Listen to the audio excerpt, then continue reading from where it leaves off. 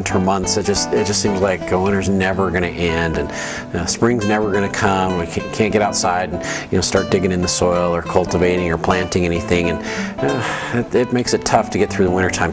But we've got everything you need to starting your seeds indoors anytime you feel like it. Some things we don't want to start too early, but there's a lot of things you can start very early and get going just right inside, right in your own home, and we've got some things to make that a lot easier.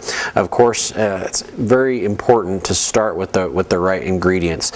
We've got some really neat little trays, and we also have your standard flats and your seed starting mix, but these are called jump starts, and they come with a dome, and they come with all the pellets that you need to grow whatever you want. And these little pellets are kind of self-contained, so all the soil and everything you need in there to start these seeds is right there.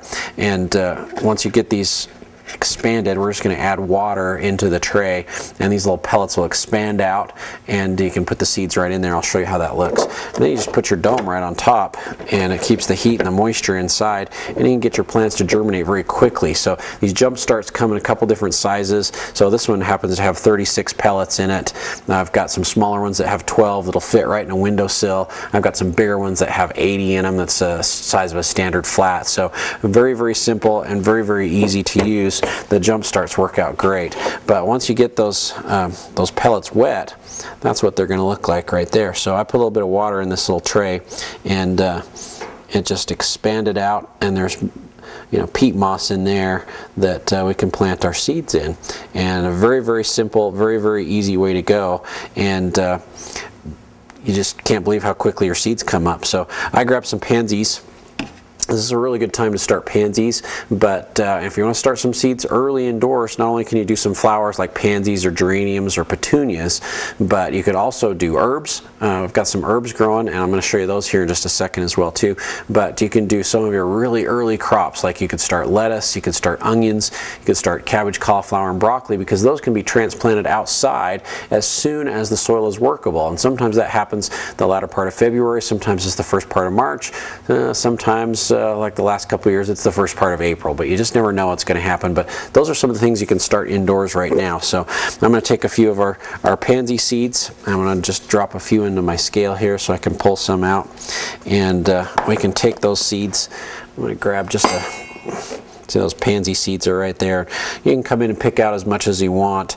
With all of our bulk seeds, whether it's herbs or vegetables or flowers, you can pick out as much seed as you want. So I'm just going to grab a couple seeds out of my scoop here. You just drop those right onto our little peat pellet, and I'm just going to push those into the soil and just cover them up just a little bit. And that's all it takes. And then they just need a warm location to really do well. So with our little germination station over here, we've got a couple different options. We've got a nice little dome, and we've got some herbs that we started just about a week ago in here. So let me pull the light off really quick and pull the dome off, and you can see all the herbs are starting to come. So we've got a couple different things. We've got thyme and oregano right through here, which are really going like crazy. I think this looks like basil. It is.